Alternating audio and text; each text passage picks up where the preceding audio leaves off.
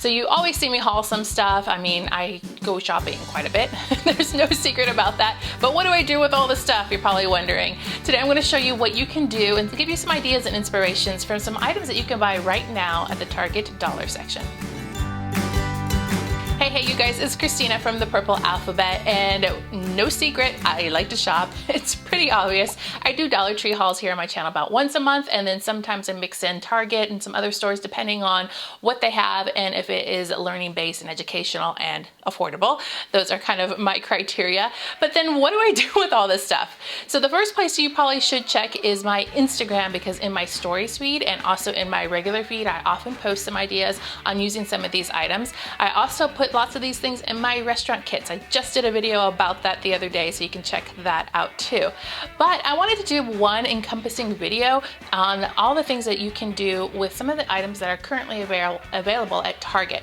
So in the dollar section, I did a haul, I don't know, about maybe a week and a half ago, and I showed you all the things that had to do with learning that I bought for my family. Plus on Instagram, there was pictures of other things that you can get.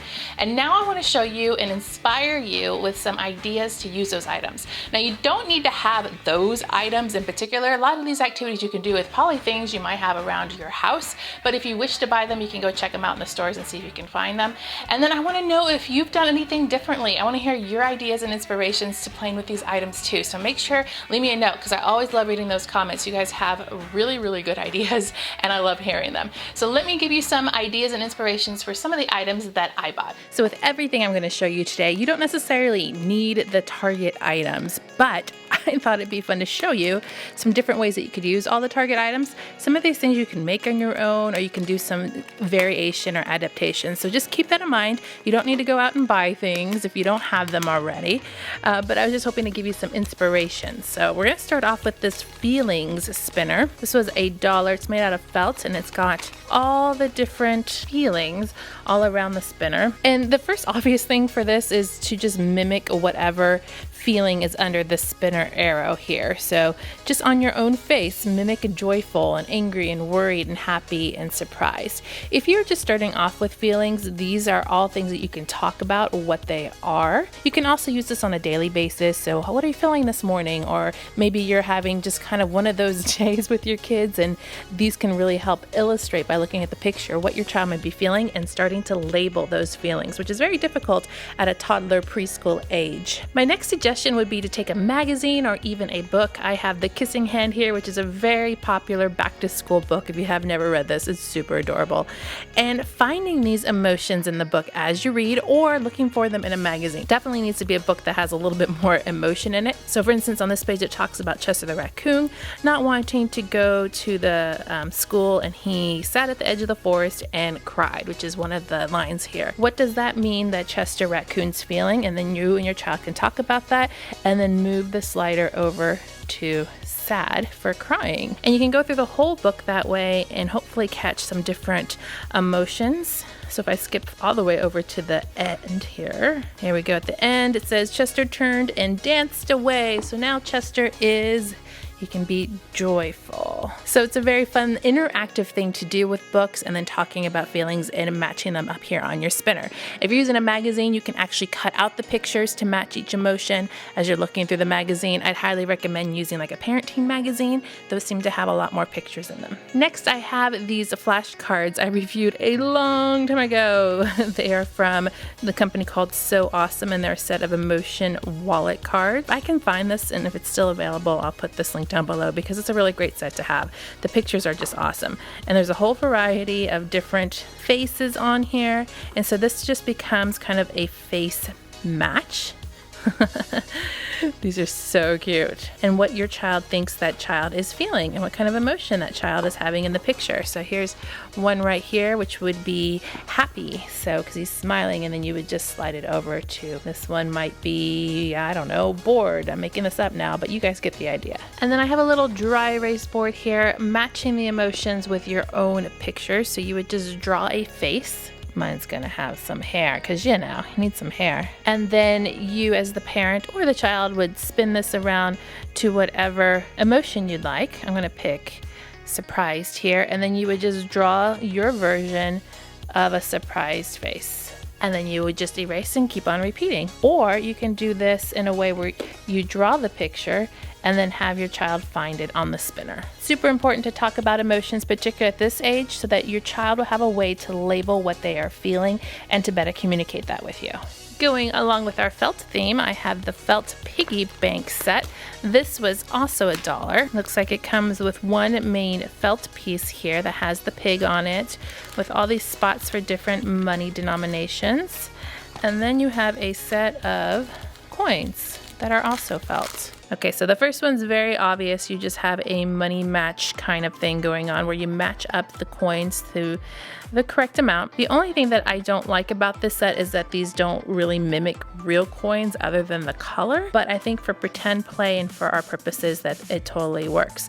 There is another set that's currently selling at Target right now, which is this set, and I bought this a long time ago, and it is the felt play money. My kids use this all the time, and I think I did a video a long time ago about some activities to do with this because I got this one last summer, but they brought it back this summer, so if you're looking for it, you could still find it. I think it had some coins in it, but I don't think it had the different colored coins. I think it had primary colored coins. But anyway, you can use them together if you wish. Another game you can play with the more advanced counter is to start off with some coins on the pig, say 5 cents and 5 cents, and you ask your child, what can you add to make 20 cents? And so they would have to find the correct coin that adds up to 20 cents. And of course, there's different variations you can do on that. And then you can place some coins on here and then ask your child to add them up themselves. This one would be 22 cents. Or you can ask them to deduct and subtract.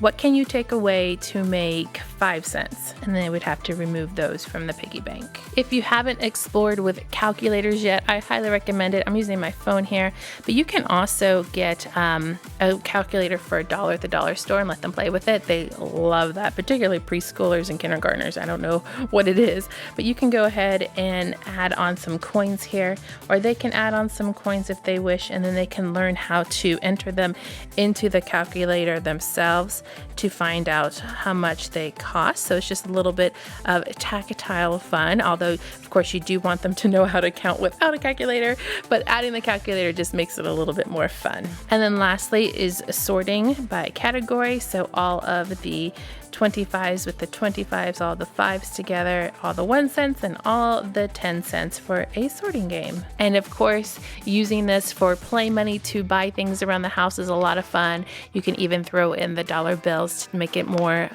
extensive, and just imaginary play with the money, buying things like in a store. Next, I have the ABC clothespins, which were just so stinking cute.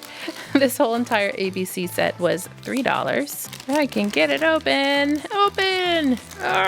Okay, now I have to admit that I've actually made clothespins with ABCs on them. In fact, I have some activities from when I first started YouTube of doing things with these kinds of clothespins with ABCs on them. So one thing that I don't like is that they're all uppercase. They would be nice if they were lowercase as well, and then you don't get multiples of each letter. So if you are using this for learning purposes, you might want to take that into consideration and get 2 packages. For the very, very beginner, this is really easy to put these in order and sequencing from A to Z on the floor or clipping onto a piece of cardstock. Excellent activity for fine motor because you have to squeeze it together to get it onto something. So that would be my most simple activity to do with this for the beginners. Then you can step it up a little bit and pull out some flashcards.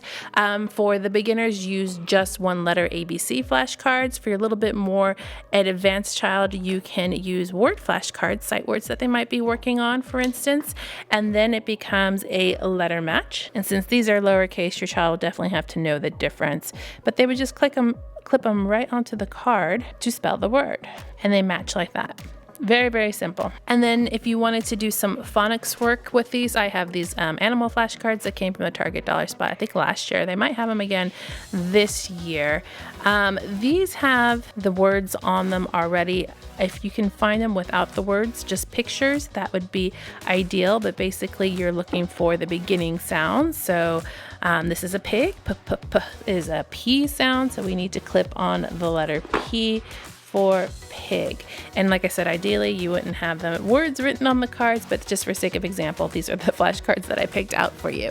So using it as a phonics sentence to learn the beginning sounds of some words. And if you are done with all those kinds of learning activities, these little clips just make really cute clothing line things. You can hang up some artwork on a clothing line and display your kids' art. It's just really, really adorable. So these dry erase blocks, I ended up getting 2 sets, basically because I have 2 kids and it's just easier sometimes. But one set comes with 9 blocks and a dry erase marker. Last year they had these and they were chalk blocks. And those got probably a little more messy, I would imagine. I didn't end up getting them that year, so I was glad to see the dry erase ones this year. And what you have are blocks that are covered in a dry erase paper. They're really cute. And the first activity suggestion I have is for CVC words, which is pretty common, I guess you could say. So I'm going to write letters on each side of the block, and then one block I'm going to keep just vowels. Do the same with the other block. For sake of example, I'm just going to do 3 here, but you can do all of your blocks if you wish. And now it's arranging the blocks into different words. You can add a 4th block if you wanted to. Experiment and then working with moving them and making different words. Another great thing you can do with this is rolling them and scrambling them up, so your child has to figure out, actually that's a D, isn't it? Figure out what word can be spelled with those letters that they roll. You can also time this with a timer to see how many words they can come up and continuously roll and make it into a contest, particularly if you have 2 sets of these. So each child would roll, you set the timer, and they'd have to figure out which, if they made a word or not, and then they'd roll again to see if they got a different word, and they would write that down or tally it as 1 and keep on rolling until the timer goes off. And you'd see how many words you would make in that roll. Looks to me like these are rubbing off just from me rolling, so I'd highly recommend using a wet erase marker instead of the dry erase marker so they don't brush off that easily. My next suggestion is for name practice and name letter recognition. So you'd write your child's letters of their name on the blocks, and then they would have to arrange them so that it spells it out correctly out of the scrambled letters. That is a really, really good way to recognize their name. You can also pop out those flashcards if you're working on particular sight words, like this one says the, and you can have your child put the appropriate letters in place to match the sight word tile. And of course, you'd have to make sure you have the correct letters from the flashcards on the blocks themselves so that they can do that. A fun take on this is to do find the missing letter. So I have a word that I've spelled out here, and I've pulled all of the letters up here into a letter bank, and so they'd have to figure out which letter is missing. In this case, it is K for snake. Or if you're working on a spelling words, you can also scramble these up in a different order, and this is actually for an older child who can be able to do this, and then they'd have to figure out which spelling word or word you're trying to spell using the scrambled up letters and moving them around to get the right letter. Next up are the math die. So this came in a little canvas bag. There are 6 in here, and it was $3. Inside the little bag, you have these cubes, and they have different numbers on them. They're all wooden. You've got one that has a plus and minus sign on them, and one that has an equal sign on them. Although you would think they would have changed it up a bit and made that like a division and multiplication, but you know, nothing a black Sharpie can't fix. So my first activity is figuring out which is the incorrect sequencing item here. In this case, we're 1, 2, that should be 3. So your child would have to keep turning the dice to find that correct number in the sequence.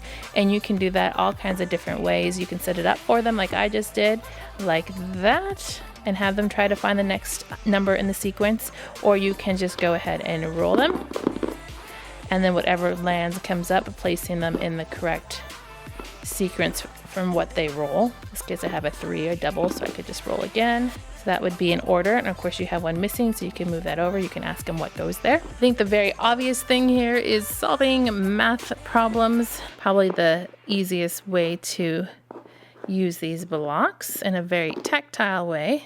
You can have a problem set ready for your child to go, or you can have your child go ahead and set one up and answer them themselves. I like how colorful these are. You could also do a missing number in an equation.